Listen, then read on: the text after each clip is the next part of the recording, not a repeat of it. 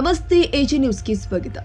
ವಿಧಾನ ಪರಿಷತ್ ಸದಸ್ಯ ಸೂರಜ್ ರೇವಣ್ಣ ಅವರ ಮೇಲಿನ ಆರೋಪಕ್ಕೆ ಸಂಬಂಧಪಟ್ಟಂತೆ ನನಗೆ ಯಾವುದೇ ರೀತಿಯ ಪತ್ರ ಬಂದಿಲ್ಲ ಎಂದು ಗೃಹ ಸಚಿವ ಜಿ ಪರಮೇಶ್ವರ್ ಅವರು ಸ್ಪಷ್ಟಪಡಿಸಿದ್ದಾರೆ. ಸುದ್ದಿಗಾರರೊಂದಿಗೆ ಮಾತನಾಡಿ, ಪವರ್ ಟಿವಿ ಸುದ್ದಿ ವಾಹಿನಿಯಲ್ಲಿ ಪ್ರಸಾರವಾಗಿರುವುದನ್ನು ಗಮನಿಸಿದ್ದೇನೆ. ಈವರೆಗೆ ಯಾವುದೇ ರೀತಿಯ ಅಧಿಕೃತ ದೂರು ದಾಖಲಾಗಿಲ್ಲ. ನನಗೆ ಯಾವುದೇ ಪತ್ರ ಬಂದಿಲ್ಲ. ಶಿವಕುಮಾರ್ ಎನ್ನುವರು ದೂರು ಕೊಟ್ಟಿದ್ದಾರೆ ಎಂದರು. ಪತ್ರ ಬರೆಯುವುದಕ್ಕೂ ದೂರು ಕೊಡುವುದಕ್ಕೂ ಸಾಕಷ್ಟು ವ್ಯತ್ಯಾಸವಿದೆ. ನೈಜತೆಯನ್ನ ಪರಿಶೀಲಿಸಬೇಕಾಗಿದೆ. ಪೊಲೀಸ್ ಠಾಣೆಗೆ ದೂರು ಕೊಟ್ಟರೆ ಕಾನೂನಾತ್ಮಕ ಕ್ರಮ ತೆಗೆದುಕೊಳ್ಳಬಹುದು.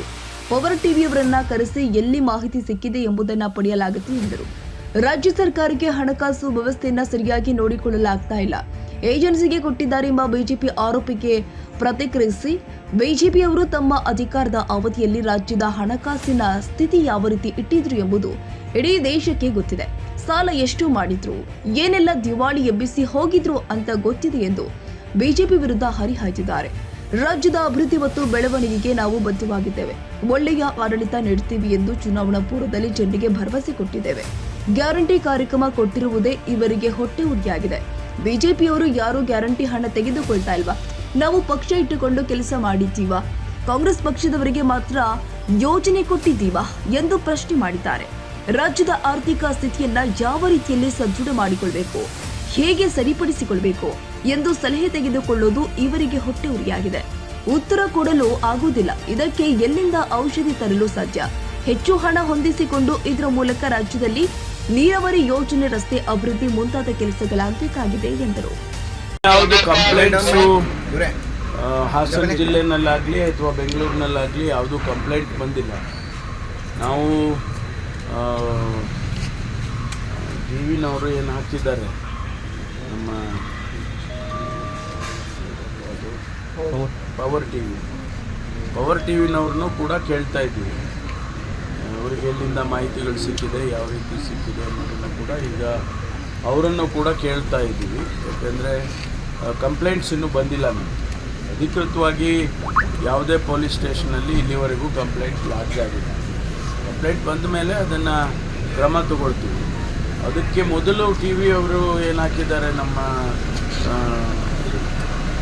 ಅವರದ್ದನ್ನು ನಾವು ಕೇಳ್ಕೊಬೇಕು. ಅಲ್ಲ ಸರ್, ಈಗ ಸೂರಜ್ ರೇವಣ್ಣ ಕೊಟ್ಟಿದ್ದಾರೆ ಕಂಪ್ಲೇಂಟು, ನನಗೆ ಬೆದರಿಕೆ ಆಗ್ತಾ ಇದ್ದಾರೆ. ಇಲ್ಲ, ನಮ್ಗೆ ಯಾವುದು ಬಂದಿಲ್ಲ. ನನಗೆ ಪತ್ರ ಬರೆದಿದ್ದಾರೆ ಗೃಹ ಸಚಿವರಿಗೆ ಅಂತೆಲ್ಲ ಹೇಳಿದಾರಂತೆ. ಅವರು ನಮಗೆ ಬಂದಿಲ್ಲ. ನನಗೆ ಯಾವುದು ಪತ್ರ ಬಂದಿಲ್ಲ, ಪತ್ರನೂ ಬಂದಿಲ್ಲ. ಮತ್ತು ಕಂಪ್ಲೇಂಟ್ ಯಾವುದೇ ಸ್ಟೇಷನಲ್ಲಿ ಯಾರ ಕಡೆಯಿಂದನೂ ಲಾಡ್ಜ್ ಆಗಿದೆ. ಸೂರಜ್ ರೇವಣ್ಣ ಅವರು ಯಾರೂ ಕಂಪ್ಲೇಂಟ್ ಕೊಟ್ಟಿಲ್ಲ. ಅವ್ರು ಯಾರೋ ಶಿವಕುಮಾರ್ ಅಂತ ಹೇಳಿ ಅವ್ರು ಯಾವ ಕಡೆಯವರು ಏನೋ ಅವ್ರು ಕೊಡು, ಅದು ಬಿಟ್ಟರೆ ಬೇರೆ ಇನ್ಯಾವುದು ಕಂಪ್ಲೇಂಟ್ ಸರ್. ಈಗ ಬ್ಲ್ಯಾಕ್ ಮೇಲ್ ಆರೋಪ ಮಾಡ್ತಿದ್ದಾರೆ, ಗೊತ್ತಿಲ್ಲ. ಅದನ್ನು ನಾವು ಈಗ ಇನ್ವೆಸ್ಟಿಗೇಷನ್ ಮಾಡ್ತೀವಿ. ಈಗ ಮಾಡಿ ಅದನ್ನು ಏನು ಅಂತೇಳಿ ತಿಳ್ಕೊಂಡು ಅದ್ರ ಮೇಲೆ ಕ್ರಮ ತಗೊಳ್ತೀವಿ. ಏನು ಸರ್, ಇದನ್ನೇನು CID ಇದೆಯಾ? ಅಲ್ಲ, ಫಸ್ಟ್ ಗೊತ್ತಾಗಲಿ ಅಲ್ಲ, ಇದರ ನೈಜತೆಯನ್ನು ಚೆಕ್ ಮಾಡಬೇಕಲ್ಲ. ಚೆಕ್ ಮಾಡಿದ ಮೇಲೆ ಅದು ನಿಜವಾಗಿಯೂ ಆ ರೀತಿ ಆಗಿದೆ ಅಂತ ಹೇಳಿದರೆ ಖಂಡಿತವಾಗಿ ಅದನ್ನು ತನಿಖೆಗೆ ಶುರು ಮಾಡ್ತೀವಿ. ನಾವು ಡೈರೆಕ್ಟ್ DGಗೆ ಬರೆಯೋದು, ನಿಮ್ಗಳಿಗೆ ಪತ್ರ ಬರೆಯೋದಕ್ಕೂ ಕಂಪ್ಲೇಂಟ್ ಕೊಡೋದಕ್ಕೂ ಭಾಳ ವ್ಯತ್ಯಾಸ ಇದೆ. ಪತ್ರ ಬರೆಯೋದು ನಮಗೆ ಮಾಹಿತಿ ಕೊಟ್ಟು ಹೀಗಾಗಿದೆ ಅಂತ ತಿಳಿಸ್ತಾರೆ. ಅದನ್ನು ನಮ್ಮ ಗಮನಕ್ಕೆ ಬಂದ ಮೇಲೆ ನಾವು ಕಾನೂನು ಪ್ರಕಾರ ಏನಾದರೂ ಮಾಡೋಕ್ಕೆ ಸಾಧ್ಯ ಆದರೆ ಅದು ಕಾನೂನಾತ್ಮಕವಾಗಿ ನಾವು ಕ್ರಮ ತಗೊಳ್ಳೇಬೇಕಾಗ್ತದೆ. ಅದರ ಪ್ರಕಾರ ತಗೊಳ್ತೇವೆ. ಅದಕ್ಕೆ ಎವಿಡೆನ್ಸ್ಗಳು ಮತ್ತೊಂದು ಎಲ್ಲ ಬೇಕಾಗುತ್ತೆ. ದೂರುದಾರರ ಮೇಲೆ ಈ ಅನುಮಾನ ಕೂಡ ಇದೆ ಸರ್, ಲೋಕಲ್ ಸ್ಟೇಷನ್ಗೆ ಕಂಪ್ಲೇಂಟ್ ಕೊಡ್ಬೋದಾಗಿತ್ತು. ಈಗ DG ತನಕ ಬಂದು ಗೊತ್ತಿಲ್ಲ ನಮಗೇನು. ನಾನು ಇದ್ರ ಬಗ್ಗೆ ಏನು ಹೆಚ್ಚಿಗೆ ಹೇಳಕ್ಕೆ ಬರೋದಿಲ್ಲ. ಈಗ ಸದ್ಯದ ಸ್ಥಿತಿಯಲ್ಲಿ ಇಷ್ಟೇ. ನಮ್ಮ ಕಂಪ್ಲೇಂಟ್ ಬಂದಿಲ್ಲ. ಈಗ ಪವರ್ ಟಿವಿ ಅವ್ರನ್ನ ಕರೆದು ಈಗ ಮಾತಾಡ್ತೀನಿ. ಈಗಾಗಲೇ ನಾನು ಇನ್ಸ್ಟ್ರಕ್ಷನ್ ಕೊಟ್ಟಿದ್ದೀನಿ. ಇಮಿಡಿಯೇಟಾಗಿ ಪವರ್ ಟಿವಿ ಅವ್ರನ್ನ ಕರೆಸಿ ಅವರಿಗೆ ಎಲ್ಲಿ ಮಾಹಿತಿ ಸಿಕ್ಕಿದೆ, ಯಾತಕ್ಕೆ ಅವರು ಹೇಗೆ ಅವ್ರಿಗೆ ಅವರು ಏರ್ ಮಾಡಿದ್ದಾರೆ ಅನ್ನೋದನ್ನೆಲ್ಲ ಕೇಳ್ಕೊಳ್ತೀನಿ.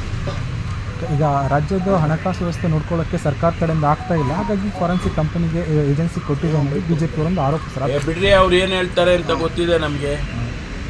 ಅವ್ರು ಏನು ಹೇಳ್ತಾರೆ ಅಂತ ಗೊತ್ತಿದೆ. ಅವ್ರ ಕಾಲದಲ್ಲಿ ಹಣಕಾಸಿನ ಸ್ಥಿತಿ ಹೇಗಿಟ್ಟಿದ್ದರು ಭಾರತೀಯ ಜನತಾ ಪಾರ್ಟಿಯವರು ಅಂತ ನಮ್ಗೆ ಗೊತ್ತಿಲ್ವಾ?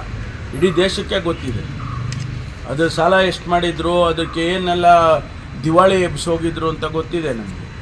ನಾವು ಈ ರಾಜ್ಯದ ಅಭಿವೃದ್ಧಿ ಮತ್ತು ಬೆಳವಣಿಗೆಗೆ ನಾವು ಕಮಿಟ್ ಆಗಿದ್ದೀವಿ. ಚುನಾವಣೆಗೆ ಮೊದಲೇ ನಮ್ಮ ಪ್ರಣಾಳಿಕೆಯಲ್ಲಿ ಹೇಳಿದ್ದೀವಿ, ಒಳ್ಳೆ ಆಡಳಿತ ಕೊಡ್ತೀವಿ, ಒಳ್ಳೆ ಕಾರ್ಯಕ್ರಮಗಳು ಕೊಡ್ತೀವಿ ಅಂತ. ಇವ್ರಿಗೆ ಹೊಟ್ಟೆ ಉರಿ ಏನಂದರೆ ಗ್ಯಾರಂಟಿ ಕಾರ್ಯಕ್ರಮಕ್ಕೆ ಗ್ಯಾರಂಟಿ ಯಾರಿಗೆ ತಲುಪ್ತಾ ಇದೆ? ಬಿ ಜೆ ಪಿಯವ್ರು ಗ್ಯಾರಂಟಿ ತೊಗೊಳ್ತಾ ಇಲ್ವಾ? ಹಣ ತೊಗೊಳ್ತಾ ಇಲ್ವಾ? ಬಿ ಜೆ ಪಿಯವ್ರಿಗೆ ಯಾರಿಗೂ ನಾವೇನು ಪಕ್ಷ ಇಟ್ಕೊಂಡು ಮಾಡಿದ್ದೀವ? ಕಾಂಗ್ರೆಸ್ ಪಕ್ಷದವ್ರಿಗೆ ಮಾತ್ರ ಗ್ಯಾರಂಟಿ ಕೊಡ್ತಾ ಇದ್ದೀವ? ಇಲ್ಲ ಬಿ ಜೆ ಪಿಯವರು, ಜನತಾದಳದವರು, ಇನ್ನಿತರೆಯವರು ತೊಗೊಳ್ತಾ ಇಲ್ವಾ? ಆರ್ಥಿಕ ಸ್ಥಿತಿಯನ್ನು ಯಾವ ರೀತಿ ಸದೃಢ ಮಾಡಬೇಕು ಅಂತೇಳಿ ಸಲಹೆ ತೊಗೊಳ್ಳೋದು ಇವ್ರಿಗೆ ಹೊಟ್ಟೆ ಉರಿ ಆದರೆ ಅದಕ್ಕೆ ನಾವೇ ಉತ್ತರ ಕೊಡೋಕ್ಕಾಗಲ್ಲ. ಅವರಿಗೆ ಔಷಧಿ ಅದಕ್ಕೆ ಎಲ್ಲಿಂದ ತರೋದು? ನಾವು ಈ ರಾಜ್ಯದ ಹಣಕಾಸಿನ ಸ್ಥಿತಿಗತಿಗಳನ್ನು ಯಾವ ರೀತಿ ಸರಿ ಮಾಡ್ಕೋಬೇಕು, ಹೆಚ್ಚು ಹಣ ಒದಗಿಸ್ಕೋಬೇಕು, ಅದರ ಮೂಲಕ ಅಭಿವೃದ್ಧಿ ಕೆಲಸಗಳಾಗಬೇಕು ಅಂಥೇಳಿ ನಾವು ಮಾಡ್ತಾ ಇದ್ದೇವೆ. ನೀರಾವರಿ ಯೋಜನೆ ಆಗಬೇಕು, ರಸ್ತೆಗಳಾಗಬೇಕು, ಕಟ್ಟಡಗಳಾಗಬೇಕು. ಇದೆಲ್ಲ ಯಾರು ಹೆಂಗೆ ಮಾಡಿಬಿಡ್ಬೇಕಂತ ಅರ್ಥ ಮಾಡಿಕೊಂಡ್ರೆ ಬೆಟರ್. ಹಾಗೆ ನೋಡಿದ್ರೆ ಅವ್ರ ಪಕ್ಷದಲ್ಲಿ MLA ಇಲ್ಲ, ಅದು ಅವರು ಆಗಲೇ 72 ವರ್ಷ ವಯಸ್ಸಾಗಿದೆ.